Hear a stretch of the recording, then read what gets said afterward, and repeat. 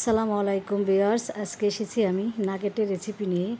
প্রথমে আমি বুকের মাংস নিয়ে নিয়েছি আর মাংসগুলোকে এরকম কেটে নিয়েছি ছোট ছোট করে। এবার আমি ব্লেন্ডারের জারে নিয়ে ব্লেন্ডার করে নেব, কিমা করে নেব। এই যে দেখেন আমি একবারে কিমা করে নিয়েছি, মাংসগুলো একবার পেস্ট হয়ে গেছে। এখন আমি নিয়ে নিলাম পাউরুটি গুঁড়ো করে। এই যে ব্লেন্ডারের জারে মাঝখানেরটা শুধু নিয়েছি, সাইডেরটা ফেলে দিয়েছি। আমি এত কিছু দেখাতে পারিনি, আসলে দেখাতে গেলে সময় লাগে। মরিচের গুঁড়া, লবণ, সাদা গোলমরিচ, কালো গোলমরিচ আর একটু করে দিয়ে দিলাম আমি সাদা গোলমরিচ, কালো গোলমরিচ। চিনি দিয়ে দিলাম একটু সামান্য। আদা রসুনের পেস্ট দিয়ে দিলাম 2 চামচ। একটু ঘি দিয়ে দিচ্ছি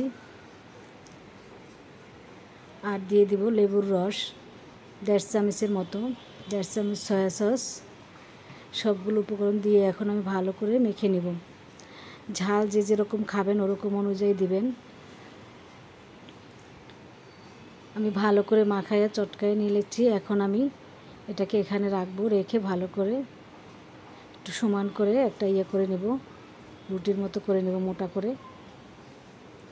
যেরকম পুরো মানে মোটা করবেন ওরকম অনুযায়ী করে নেবেন।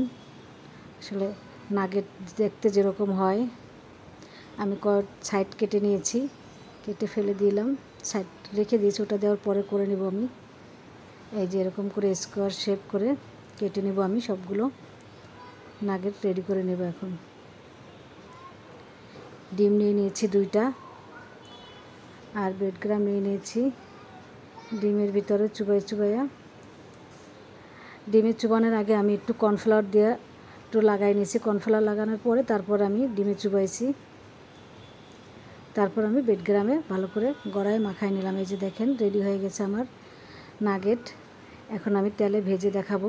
তেল দিয়ে দিলাম কড়াইতে, তেলটা গরম হয়ে গেছে। আমি নাগেটগুলো দিয়ে দিব। আমি কয়েকটা ভেজে আপনাদেরকে দেখাচ্ছি, বাকিগুলো আমি ফ্রিজে রেখে দেব, যখন দরকার তখন আমি ভেজে নিব। একজন মেহমান আসলেও সাথে সাথে ভেজে দেওয়া যায় রেডি থাকলে। এটা খুব সহজ একটা রেসিপি, খুব তাড়াতাড়ি করে ভেজে দেওয়া যায় মানুষ আসলে একজন। আমি নাগেটগুলো উল্টে দিব, উল্টায় পাল্টে ভালো করে ভেজে নিব। আসলে এটা করে রাখলে যে কোনো সময় মেহমান আসলে সাথে সাথে চায়ের সাথে একজন আসলে তাড়াতাড়ি করে ভেজে বের করে দিয়ে দেওয়া যায় ফ্রিজে। ফ্রিজে একটা বক্স ভরে রেখে দিলে অনেক দিন রাখা যায়। ভালো করে উল্টায় পাল্টায় আমি ভেজে নেব।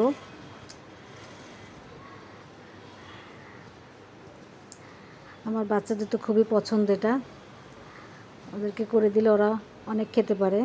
আমি তো করে রেখে দেই ফ্রিজে, যখন দরকার তখন ভেজে দেই। আমার ভাজা হয়ে গেছে প্রায়, দেখেন এই যে ফুলে কি সুন্দর করে টুসটুসে হয়ে গেছে। আর ফোলাটা কিন্তু উঠানোর পরে হয়ে যায় না, আবার চুপসে যায় না, সুন্দর এরকমই থাকে। যেরকম করে দেখাইছে আপনারা এরকম করে বাসায় তৈরি করবেন, দেখবেন এরকমই থাকবে। ভাজা হয়ে গেছে, আমি সবগুলো উঠাই নিলাম।